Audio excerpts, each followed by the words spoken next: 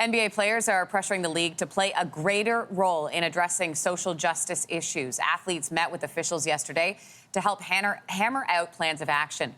Among them was Enes Kanter with the Boston Celtics. He joins me now from Orlando, Florida. Enes, we really appreciate your time this morning. Thank you for inviting me. I appreciate it. Tell us what happened during the meeting. First of all, I'll just say everyone has a very, very, very heavy heart, especially the last couple of days. Atmosphere here is very heavy, and every NBA player asking and saying the same thing. We demand change and justice. And when we met, we were asking, what can we do to change things? And I think number one thing that we talk about was voting. What can we do to inspire others to vote? So that's why that was the number one thing that we talk about, and also what Milwaukee Bucks did, the whole NBA family, not just the teams or just the players. I'm talking about the coaching staffs, referees and all the NBA workers, trainers was standing behind them. So I think that was really important for all of us. And when we talk about change and you talk about change and wanting some immediate action, what sort of change and specific examples are you talking about?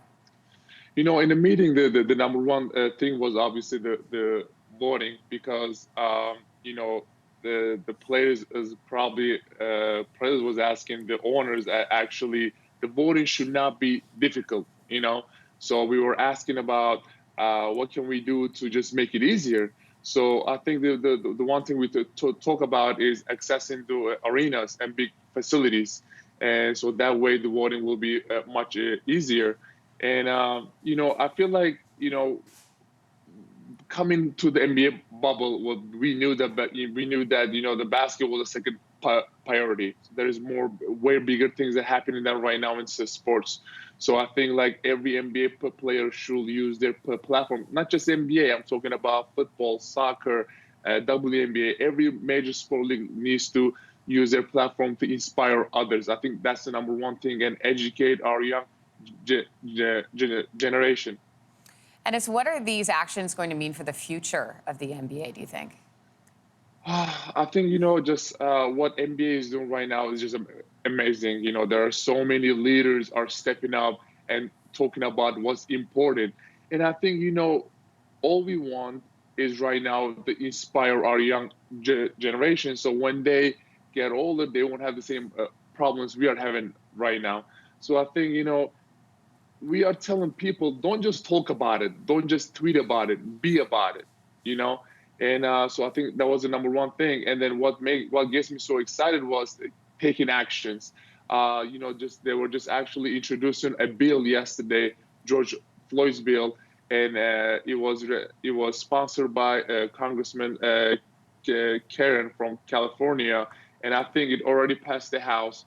They're going to give us more details actually later, but that's taking actions. That's taking stands. And people need to know this. This cannot be about white against black. This is about everyone's against racism. This is about good against evil. So that's why I'm really excited about all the leaders that are stepping up and talking about what's important. And Enes, I'm just thinking about what's important to you. And we all know that the NBA players are in this bubble. They're forced to be separated from their families.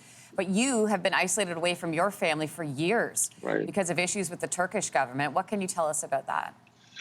I mean, I know what it's like to fight for freedom and justice. That was one of the biggest reasons that when the peaceful protests were happening, I drove 20 hours from Chicago to Boston and wanted to be with my city.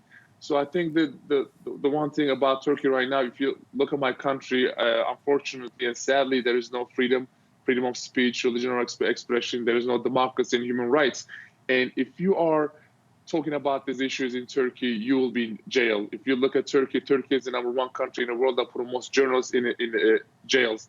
And there are so many political prisoners are in the jail right now. So I feel like I'm trying to use my voice to be a voice of all those innocent people out there who don't have a voice.